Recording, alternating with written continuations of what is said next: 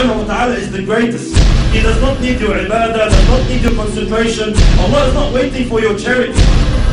Allah's kingdom and dominion does not increase with your dhikr and tasbih and ruku' and sujood. We need Allah. We need Allah. We need Allah.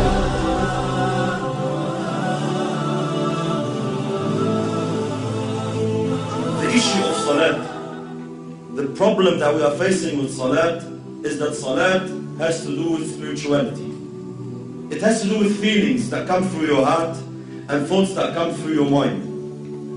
A successful Muslim, like Allah subhanahu wa ta'ala says, قَدْ أَفْلَحَ الْمُؤْمِنُونَ الَّذِينَ هُمْ فِي صَلَاتِهِمْ خَاشِعُونَ. Verily the believers are successful, they are the ones who have khushuع in their salat. They pray properly, they stand before Allah subhanahu wa ta'ala properly. A crucial step, a crucial cornerstone in achieving this target is to know who you're standing in front of. Who are you speaking to? Which words are you reading? These feelings, this set of feelings, they have to come through your heart, and the more they take you on, the more they are in your heart, the better your salat is. And the weaker these thoughts and feelings come to your heart, the weaker your prayer is. Most of us, my brothers and sisters, when we stand in our salat, we are daydreaming. That's the honest truth. 90% of us, we're daydreaming in our salat. We're not even thinking of what we are supposed to think about. The thought of thinking of something doesn't exist. Why? Because the intention is not there, the strength is not there, the understanding is not there. This is why briefly, inshallah, what feelings, what emotions must come through our hearts standing before Allah subhanahu wa ta'ala? How can we assist? How can we basically amplify these feelings? Number one, knowing who Allah subhanahu wa ta'ala is. Who am I talking to? Who am I standing in front of? Allah subhanahu wa ta'ala, my brothers and sisters, does not need us. Allah subhanahu wa ta'ala is the greatest. He does not need your ibadah, does not need your concentration. Allah is not waiting for your charity.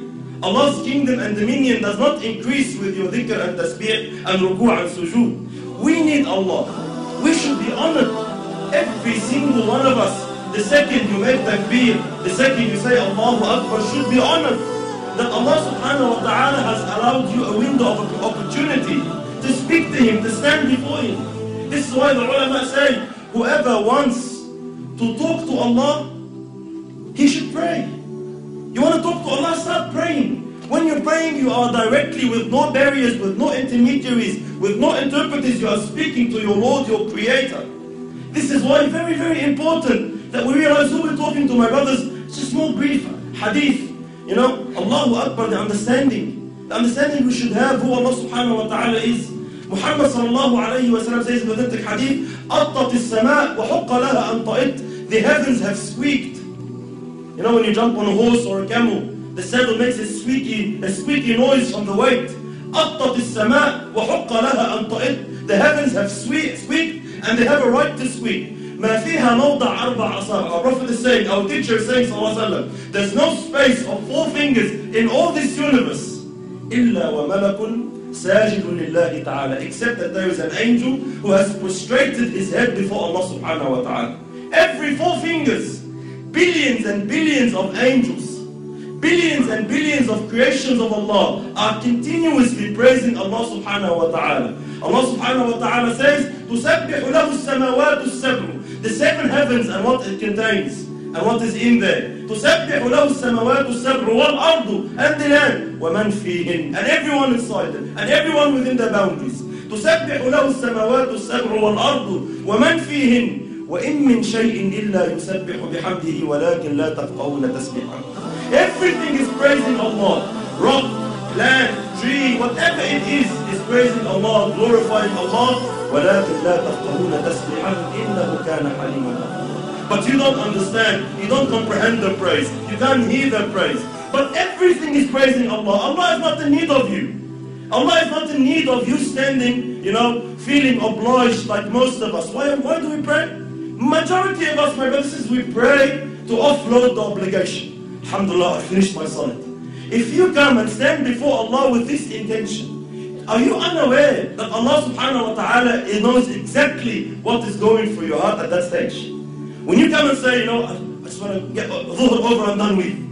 You know these feelings that come to us, we don't say them in public. No one comes and says, Allah, خلصنا بقى, let's pray. No one says that. No one says to his mate, Allah, get up and done with, خلص الدنيا. We say, let's go pray over in my heart. Allah, please, let's go. Let's go. Over and done with. This feeling that I'm praying just to offload the burden of salat is not the right feeling you should have. You should be honored, my brothers and sisters, wallahi, in issues of dunya. When we deal in our dunya here, with human beings like us, wallahi, subhanallah, if you stand in front of someone you're afraid of, like a judge in court, or a bully of some sort in Auburn, or a president, a prime minister, an ASU agent, wherever you stand in front of, what happens to you naturally, without no motivation, without no one to have to give you a 7-step course of how to fear him? Naturally speaking, subhanallah, your heart starts pounding. You feel something. When you stand in front of the judge and he's about to announce the decision whether you'll got 15 years in jail or not, your heart starts pounding naturally. No one needs to give you a course. Why? Because we are aware who this person is. I know who he is. I know what authority he has. I know what he can do. I know what he can decide now. He can wreck my life. And because I know this, naturally the feeling, the emotion comes naturally. The problem is when we deal with Allah, these feelings do not exist. You stand before Allah and you're daydreaming. We all know Allah knows what's in your heart. يَعْلَمُ السِّرَّ وَأَخْفَى. But it does not move anything in you. Every blue moon, every now and then, maybe in Ramadan when you're feeling down, something that you're going through trouble with your family, you want to get married, you get some emotion. Other than that, our salat is just far off where it should be. Why? We are unaware who you are standing in front of. The understanding that Allah now subhanahu wa ta'ala has allowed you to speak to Him. Wallahi, my brothers and sisters, wallahi, we see Muslims in this dunya, they get to meet a sinner, let's say an actor or an actress or a pop star of some sort, and they are so overwhelmed by the fact that they had an opportunity to get his signature or her signature. They're just so overwhelmed. They would say, they'll be speechless. I'm actually standing in front of you, I can't believe it. And they will be so, they'll be so touched that, he's allowed them 5 minutes of his time. We have these feelings with mashayikh even. Sometimes the super sheikh comes from overseas and we find all the boys and they're, Allahu Akbar, I'm giving him salam, I can't believe it. Subhanallah, every time I see such a situation, it always reminds me of Allah. Subhanallah, who is this person? Regardless, all ranks preserved, who is this person? The Shaykh once said, imagine if you were to meet Muhammad sallallahu alayhi wa sallam, what would you feel? Imagine if Rasulullah said, I'll give you 5 minutes of my time, come meet me.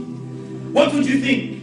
Would you daydream? Would you be sitting with Rasulullah thinking of your wife? Would you be sitting in front of Muhammad sallallahu alayhi wa sallam thinking about work? No way on earth. Why? Prophet of Allah is here. You'll be taken. You'll be absorbed in the discussion. But subhanallah, we stand before Allah every day 5 times daydreaming. Why? We are unaware who Allah subhanahu wa ta'ala is. And how patient is Allah? How merciful is Allah subhanahu wa ta'ala, my brothers?